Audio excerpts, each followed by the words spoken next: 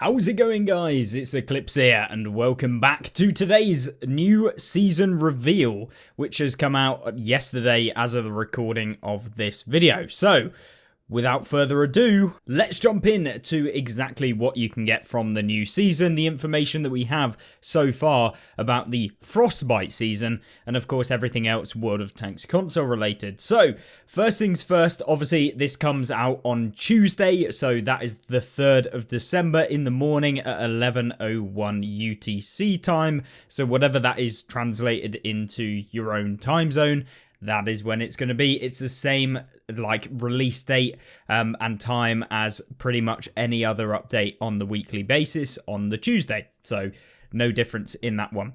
Now this lasts until the 4th of February, so it is quite a long season, being like the winter themed season, I suppose.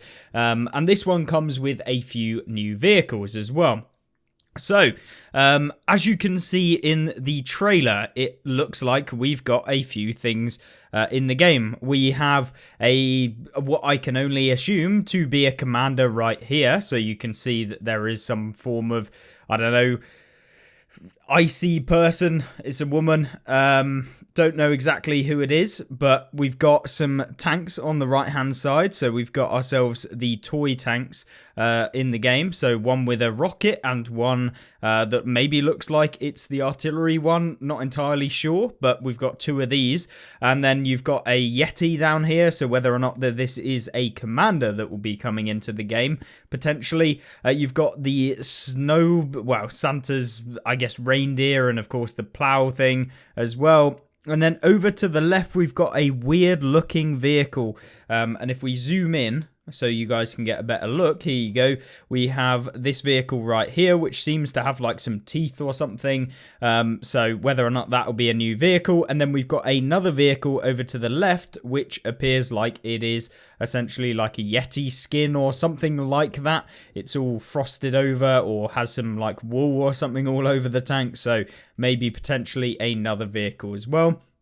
I thought I'd cover it since this is literally on the trailer, and yeah, looks like potentially some new tanks. Now these weren't featured in the season pass, so I can only assume that these are new vehicles coming throughout the season. It's like a teaser, I suppose, of what's coming in the season. But in terms of what's coming with the season pass, this is what we've got. So we have the Stridsvagn 122A. So this is the Ultimate Season Pass vehicle. So it's a Detente Era 3, I believe, vehicle. We can actually have a look in the Ultimate Season Pass. So it's a heavy tank awarded at purchase. So you get it straight away if you do decide to buy the Season Pass, the Ultimate one. And this is 6,000 gold in the store. So expensive. Comes with a Ghost Pig hero skin as well. It comes with the Hilda 3D hero commander, 25 stages already completed, and then everything from the previous season passes. So yeah, I mean, looks pretty interesting. And I think that would be a nice little addition. I mean, in terms of value for money and the fact that you get a Detente Era 3 Cold War Premium alongside the 25 levels and getting yourself the skin and then the commander, it's actually not bad at all, considering how much a normal vehicle in Cold War Era 3 would actually cost. It'd probably be in around 14,000 gold. So the fact you're getting it less than half price, plus remember you get the 2,000 gold season pass added in here, so essentially for 4,000 extra gold you're getting all of the stuff from below here. So everything here is added in, so you're getting the commander, the tank, the skin, and then 25 levels already completed for 4,000 gold. So money wise, in terms of how much you're spending, pretty decent, but yet again, that is down to your own financial situation. I am not going to say everyone should go and get the Ultimate Season Pass. For sure, we want to be sure that this tank is actually worth playing, and so I'd highly recommend waiting for some of the Cold War content creators to make videos on this vehicle. I will also test it out, so we'll make a video on that if you want to watch my review of it when this does actually drop on Tuesday. But it will probably be Wednesday when I upload the actual video of this tank, as there's a World War II vehicle at tier 10 that I want to cover in the standard season pass.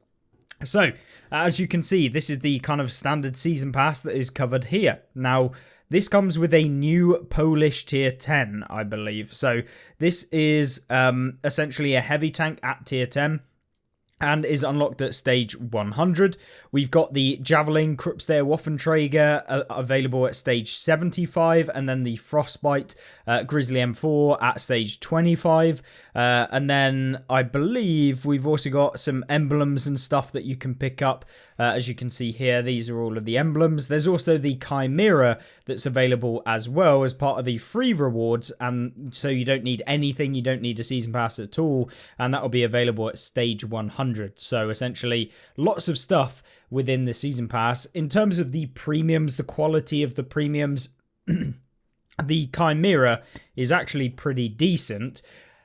The Kruppstair Waffenträger is a bit mediocre. It's a little bit better since it did get the 280 alpha damage as opposed to what it was previously, which I believe was 240, since they changed a lot of the German vehicles to be able to include that 280 damage rather than the 240. Then this new Polish heavy is, yeah, I mean, it's a tier 10 for 2,000 gold.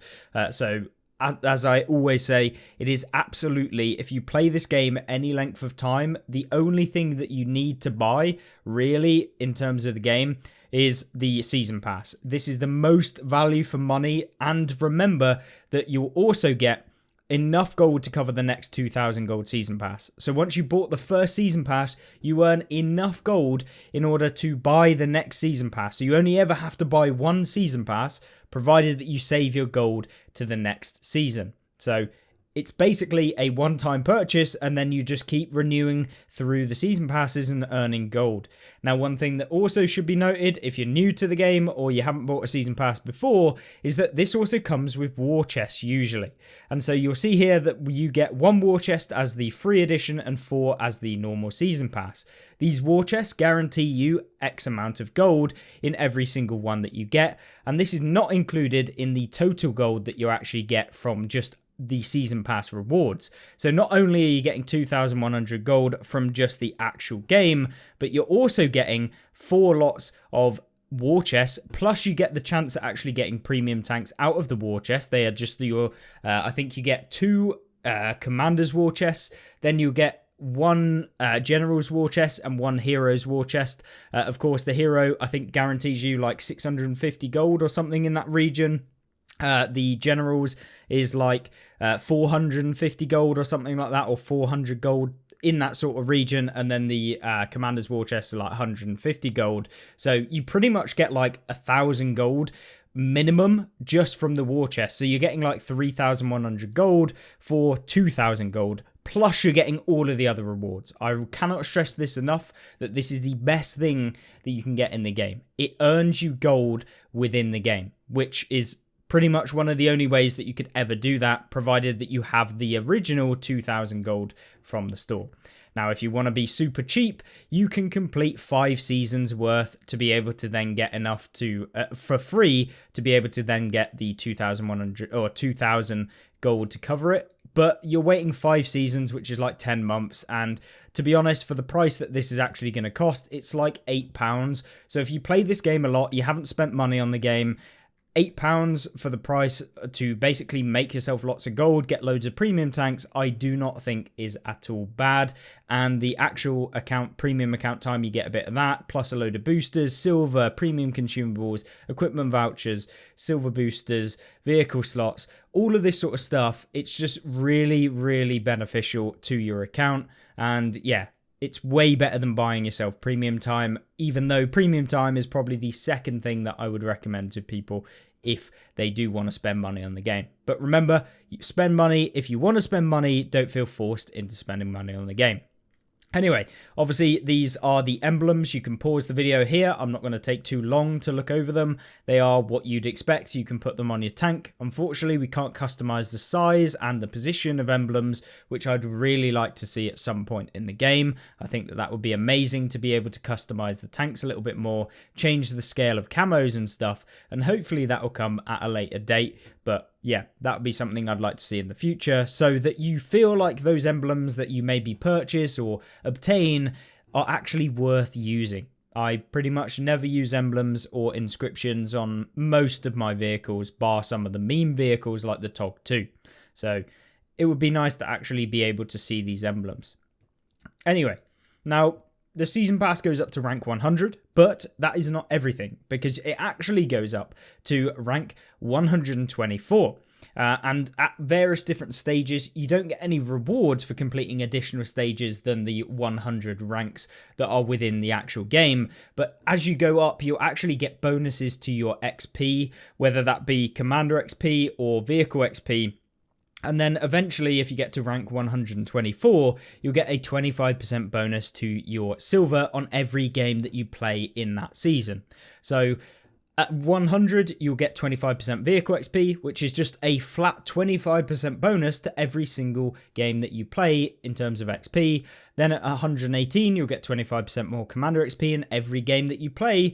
And then 124, 25% silver. So you'll get all of those in total. So you can have everything basically 1.25 times within the game, which is amazing. And it is also on the base value of the XP. So you essentially would times the base value by 1.25, and then that gets tripled or quadrupled or whatever if you're using boosters. So it's very, very big in terms of how much XP that you're actually going to get and the silver that you can earn in your games, and just makes grinding that little bit easier. So the quicker that you can get to rank 124, the better your experience is going to be. But remember, you don't buy levels in order to get there. It is never, ever actually worth doing. You should just wait a couple of weeks, and by that time there's enough challenges that you can basically complete them all in one go and be able to get to rank 100. It doesn't take too long to complete a season, and the amount of games required is really not that much, and I managed to get to rank 100 within about I'd say like 100 games, because I play mainly later on in the season so that I can complete all of those very, very quickly.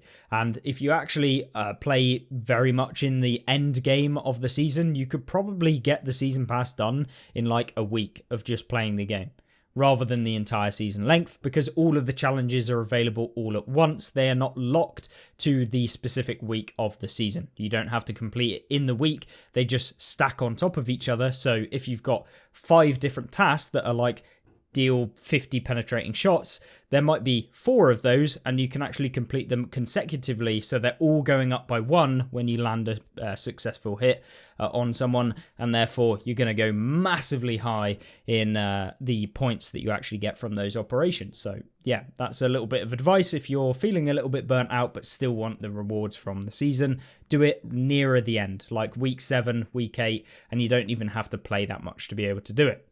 Then we've got the Frostbite starter pack, so every single time that a new season goes live, at least within the last year and a bit of World of Tanks, we've got a starter pack. Now this one is the Frostbite starter pack. It's available in the store, and so you can basically purchase it for £0 or $0 or $0 or whatever your currency is. It doesn't cost you anything, but you have to purchase it in the store. It will probably come up with Microsoft, and then you will essentially be able to get this pack. So it's in the store of the actual game. So when you go over there, it's in the specials tab and you'll see it there. And so this one comes with 3 days of premium, 5 2 times XP, 5 3 times vehicle XP, and 5 times 4 commanders XP. So 5 2 times silver, 5 vehicle, 3 times vehicle XP, and 5 4 times commander XP. So a lot of boosters there for free and 3 days of premium. I don't think anyone is going to complain whatsoever about getting some of that stuff for free. Then we have the Frostbite season tanks, so a bit more in depth on some of the newer ones. The Chimera, this is like a high alpha, medium heavy hybrid thing, which is okay, and it can bounce a few rounds because the hull is actually quite low profile and slim and has decent angles on it, but it isn't great. And the turret of this thing is pretty boxy, which means people can pen it quite easily. But if you already have this vehicle, you get 3.4 million silver. If you've got the Frostbite Grizzly M4 with a Canadian skinner all over it, you'll get 920,000 silver. And then the Javelin, you'll get 2.38 million silver as compensation for already having it if you get it again in the season. Then we've got the brand new tier 10 Polish heavy, the Skjolg. I don't even know how to pronounce this at all. If you are Polish and you're watching this video, please try and figure out how it's supposed to be said, or just comment it in the comment section down below is what I mean, so that us completely oblivious people who are terrible at languages can at least pronounce it in the proper way. That would be amazing. But yeah, this is one of the new tanks. Kind of reminds me a little bit of what you would see with the 279E. Now, in terms of armor model, I think we should probably have a look at that first to see what the armor's actually looking like. Now, straight up, you've got this big cupola on the top, which is most likely going to be a weak point, but at the same time, because it is fairly well angled, we don't know how weak this is actually going to be. Obviously, we're not been given any of the values for how much the armor is, and so is pretty much pointless other than showing us where the thickest parts of the armor is. Don't know why Wargaming don't give us this. I say this every single season. Please, Wargaming, please give us the actual armor values, even if they're only indicative, so we get an idea as to how strong this tank's armor is actually going to be. But if the armor at the maximum is not particularly that strong, so we're talking 250mm or something, you should be able to pen this ring just below the turret very easily with premium ammunition. But that is dependent on how thick this thing is. If it's 400mm thick or 300mm thick, it's probably going to bounce you around. But if it is only like 250mm, it's very well, it looks very flat, with only a slight incline on the actual armor thickness, so you may be able to pen it here. Cheeks of this thing look relatively well rounded, so this is both a blessing and a curse. So if you're looking directly at someone, you can actually most likely get a shot onto the flat armor, but sometimes if your round goes wrong and it hits the like unangled or the angled portion of the curve, then it can bounce off. But the problem with having curved turrets is the fact that if you do hit it, most likely it's going to pen, or at least you have a chance at penning, because somewhere on the armor, if you are familiar with maths, or at least shapes and circles, is that at some point on a curve you can be perpendicular to it, provided that, you know, there's no obstacles in between you and the circle. There is always a perpendicular distance on a curve. So with this sort of tank, you're most likely going to be able to hit it flat if you look for that spot that is the flattest part of armor, which means provided that the armor of this turret is thick enough, it can still bounce. But if it isn't super high thickness and is relying on that bounce from the angling of the armor, then you're most likely going to be able to shred straight through the turret. Bit of a convoluted thing, but essentially you'll always find a flat piece of armor on a curve, which means that unless that armor is super thick, it's not going to actually be able to bounce your rounds, most likely. Or if you're like playing a tier 8, it probably would still bounce it because your penetration isn't high enough. But then you've got this big lower plate. It looks quite flat as well. So this could be a big drawback of playing this tank. So I think that is going to be an issue. And of course the cupola once again. So in terms of the tank characteristics, what have we got on this vehicle? Now, number one is 2,600 hit points. This puts it up there with some of the highest, I guess, hit point vehicles in the game, as you'd expect from a tier 10 heavy. This one is pretty decent. I don't think anyone's going to complain with that at all. Only 400 hit points off the mouse. So yeah, not too bad. Power to weight ratio is actually pretty good for a heavy vehicle, 17. Most of them sit between like 10 and like 14, 15. So this seems like it is actually slightly higher. So reaching your top speed of 40 kilometers an hour should be fairly consistent. You should be able to get up to that relatively quickly and get from standing still to top speed much quicker than something like, for example, a mouse would, even though the top speed of a mouse is much slower. So that's all due to the power to weight ratio. You can imagine providing a little bit more boost towards getting to that top speed. But 40 kilometers an hour is not the greatest from a standpoint of heavy vehicles. So you are going to have to rely on the armor model of the tank to actually work, or you may as well have been playing something like a chieftain that is significantly faster and yeah, probably bouncing a lot more because of the turret armor. Reverse speed 16 kilometers an hour, no issues there. The turning speed of this tank is a bit on the dog side, so pretty bad. 26 degrees a second on the hull and 22 degrees a second on the turret. So the turret is looking a bit weak in terms of its turning speed. So that is most likely due to the fact that it does have 750 alpha damage, which is very, very good. 750 alpha puts it in line with something like an E100 using the 15, kind of that sort of range, and something like an E4. Penetration wise, 250 on the standard rounds, which are AP, and then heat as the premium round with 317 pen. So pretty much should be able to go through most vehicles at tier 10 with 317 heat pen. And by most, I mean almost every single vehicle in the game. And that's without having to look for weak points in the majority of them. 6 degrees gun depression does be on the low side. Is on the low side. That's such a weird sentence that I've just said. It is on the relatively low side, but for a heavy vehicle that is in the game, it's actually not that bad. It is like a decent level. It is not terrible, but it isn't 10 degrees that some of the British tanks would get. But then this does get higher alpha than those. And so, yeah, it's a fair trade-off for the gun depression that it gets. So I think that that is relatively balanced in terms of the gun depression. So 6 degrees, it's there. Some of the Soviet ones have like 5 degrees, 4 degrees, that sort of thing. So, you know, it's not terrible, but it isn't great. Then you've got a 3-second aim time, which is on the longer side. So not amazing, but once again, it's a heavy tank with 750 alpha. So you can't expect everything. It's not going to be a laser or like a quick fire laser, I guess.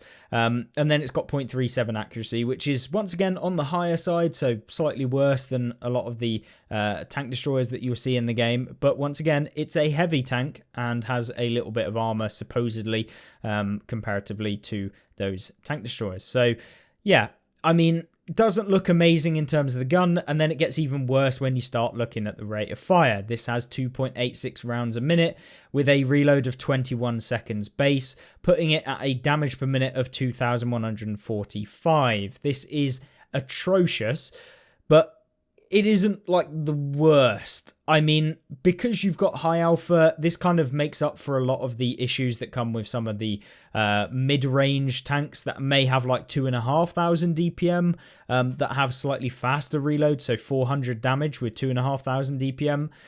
This is because you only have to hit off 2 shells every minute, or like 3 shells every minute, whereas some of those other tanks that may have pretty bad DPM are still only having, are going to have to fire off like double the rounds, and yeah, and they only get an extra like 400 DPM. So it's not the terrible. The high alpha should make up for it, and so effective DPM is probably close to what this actually is. So yeah, I mean, it's not awful, but it isn't a good DPM by any standards, and is probably a bad DPM for the majority of people, and you will notice it in the game. So just be aware of that if you are coming up against this thing. It has a long reload.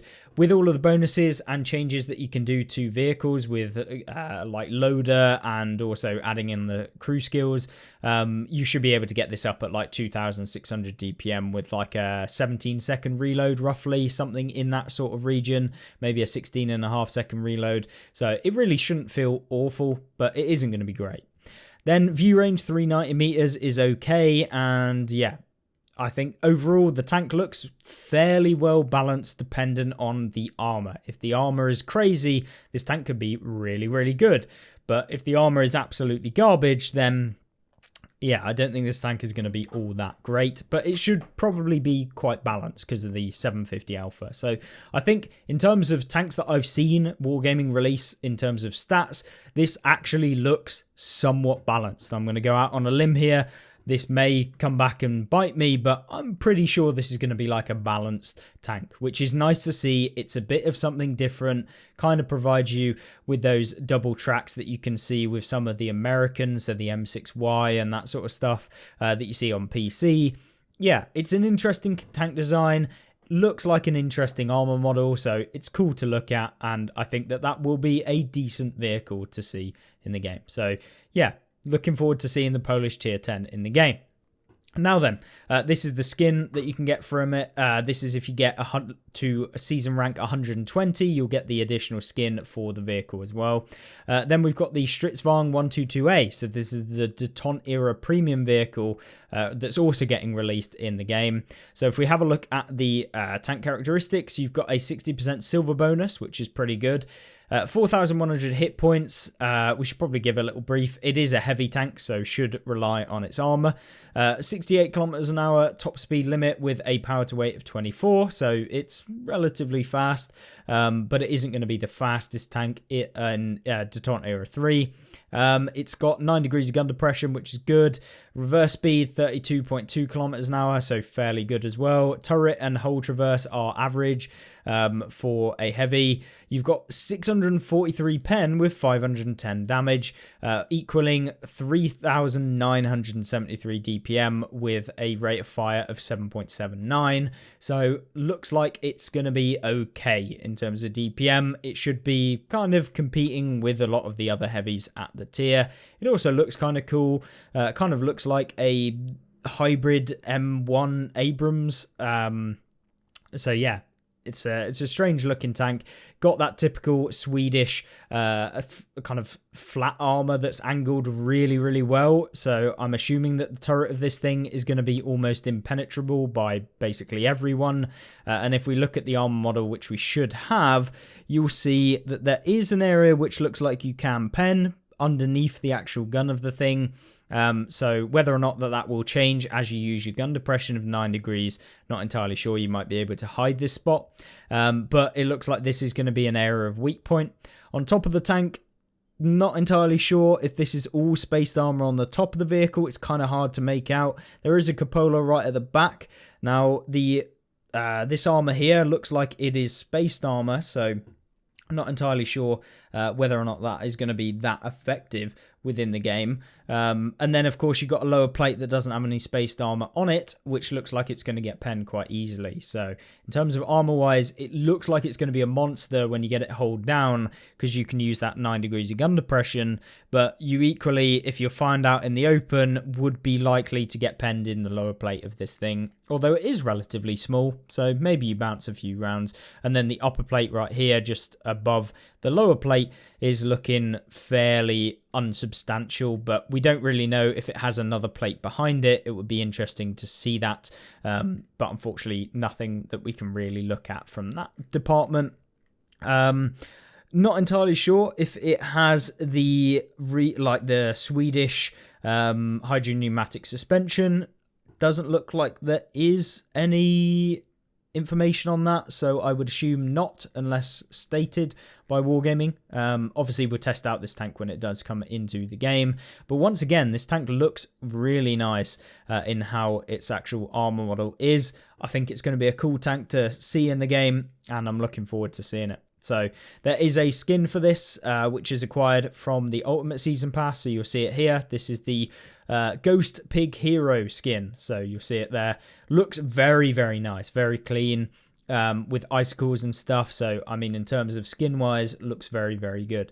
And, of course, that will be rewarded with everyone that buys the Ultimate Season Pass for 6,000 gold. So, yeah, I mean, I'm definitely going to purchase it myself, but you do what you want with your own money.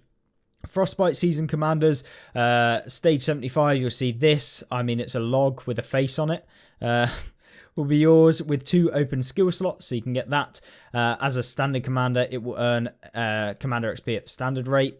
And then you've got the Hilda 3D Hero Commander. This is what it looks like. It looks like a Valkyrie by the looks of things from Norse mythology. So, yeah, I don't know if this is actually a god, potentially. I don't actually know the lore behind it, but potentially. Some of you might already know or know more about Norse mythology than I do. But yeah, looks potentially like a Valkyrie. And of course, it's going to be a hero commander. So this one comes with 30% commander XP bonus and 3 open skill slots as well. So yeah, Ultimate Season Pass looking pretty good as well.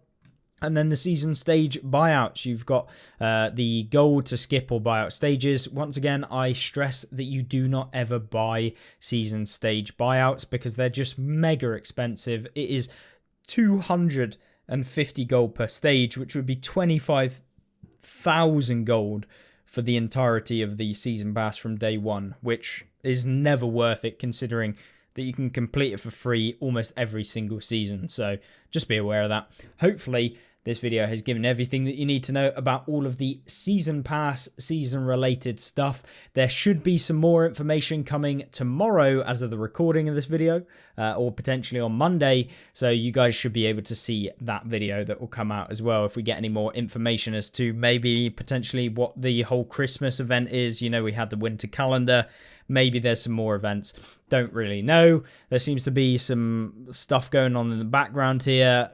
Maybe they're kind of teasing off events. There's some presents here, so I don't really know. Maybe it's just a theme, but we'll see exactly what it comes out as. But one thing that we can do is watch the trailer for the season, because this might give us a bit of information. I will make sure to mute that because I don't know if I'll get copyright striked, but we can have a look at the actual trailer. So this is the Chimera, as you can see in game. Looks pretty bog standard. This is the season 75 rank reward, I believe. And then thermal imaging by the looks of things, whether or not that is actually going to be the case in the game. And that's the new Swedish Detente Era 3. So that's what it looks like in the game. And what else have we got? So the Frostbite season, December 3rd, free season reward, the Chimera. Have we got any other information that comes with this? We have the new map, Safe Haven, as well coming out. So this is a PC map, originally introduced on PC, never been on console before, so it is an actual new map to console, but obviously not a new World of Tanks map. It's been on PC for a long time. So it will be available Tier 5 Plus and Cold War all eras, so Tier 5 to 10 will have this map available to them. It's amazing to see a brand new map onto console, should be interesting. And then some additional season features. We've got Cold War balance update, so not entirely sure what's going to happen there. Auto cannon support for additional tanks, so some auto cannons getting added on to more tanks. Which I'm sure lots of the Cold War people are going to be very excited about. Very excited about more autocannons coming into the game. And then updated ammunition panel as well. So you'll be able to see that. And new damage standing sort option for stats. So you'll be able to sort it by damage standing. Yay, finally some actual UI updates, which is very good. And then have we got any more information as to this season? So doesn't look like it, although given here it looks like we've got some more toy tanks. Is this a double barrel toy tank? Looks like this one is some kind of flamethrower toy tank as well. We've got an artillery toy tank, I would assume, a rocket toy tank. We've got this commander, I assume, again. And then the Yeti, obviously, looks like they're fighting. Don't quite know exactly what is going to happen with this. Another commander potentially over here.